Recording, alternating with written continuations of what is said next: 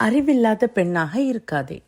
கிறிஸ்துவுக்குள் பிரியமானவர்களே, ஒரு நாள் சகோதரி நான்சி அவர்களுக்கு ஒரு பெண்ணிடமிருந்து தன் திருமண வாழ்க்கை முடிவுக்கு வந்துவிட்டது என்று ஒரு மின்னஞ்சல் வந்ததாம். அதில் அந்த பெண், என் சுயநலம், அகந்தை, பிறரை கட்டுப்படுத்தும் மனப்பான்மை, பயமுறுத்தும் வார்த்தைகள் மற்றும் நடத்தைகள் மூலம் என் கணவரின் மனதை நொறுக்கிவிட்டேன். அவரை மிகவும் ஆழமாக காயப்படுத்திவிட்டேன்.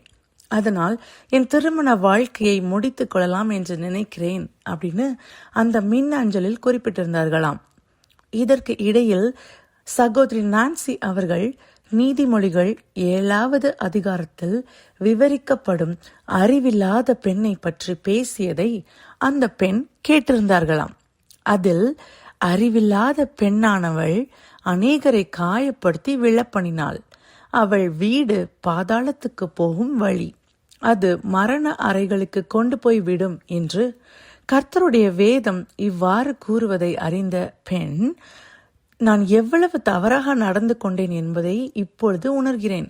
என் கடினமான இருதயத்தை தேவன் மென்மையாக்குவார் என்று நம்புகிறேன் என்று மனம் வருந்தி வேதனையுடன் சகோதரி நான்சி அவர்களுக்கு மின்னஞ்சல் எழுதினார்களாம். நடந்தது என்ன தெரியுமா? தேவன் இரக்கத்துடன் அந்த பெண்ணையும் அவளுடைய கணவரையும் மீண்டும் ஒன்றுபடுத்தினார். நீங்கள் எவ்வளவு பெரிய தவறு செய்திருந்தாலும் மன்னிப்பை பெற எப்போதும் தேவனிடம் இடம் உண்டு. நீங்கள் ஒரு அறிவில்லாத பெண்ணாக இருக்க வேண்டியதில்லை. நீங்கள் பிறரை காயப்படுத்தியிருந்தால் தேவனிடம் மன்னிப்பு கேட்டு உங்கள் இருதயத்தை மாற்றும்படி அவரை நாடுங்கள். ஜெபம் செய்வோம். இரக்கமுள்ள கர்த்தாவே, எங்களுடைய குடும்ப வாழ்க்கையிலும் எங்களுடைய சுயநலத்தினால, இல்லை பெருமை, ஆதிக்க மனப்பான்மையினால அல்லது கடுமையான வார்த்தைகளை பேசி எங்கள் கணவன்மார்களிடம் நாங்கள் அறிவில்லாத பெண்களைப் போல நடந்திருக்கிறோம் ஐயா. எங்களை தயவு செய்து நீங்க ஒரு விஷயம் மன்னிக்கும்படி ஜெபிக்கிறேன் அப்பா.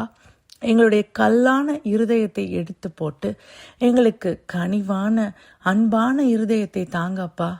எங்கள் குடும்பம் சிதைந்து விடாமல் காத்து இயேசுவே எங்கள் குடும்பத்தை கட்டி எழுப்புவீராக அப்பா.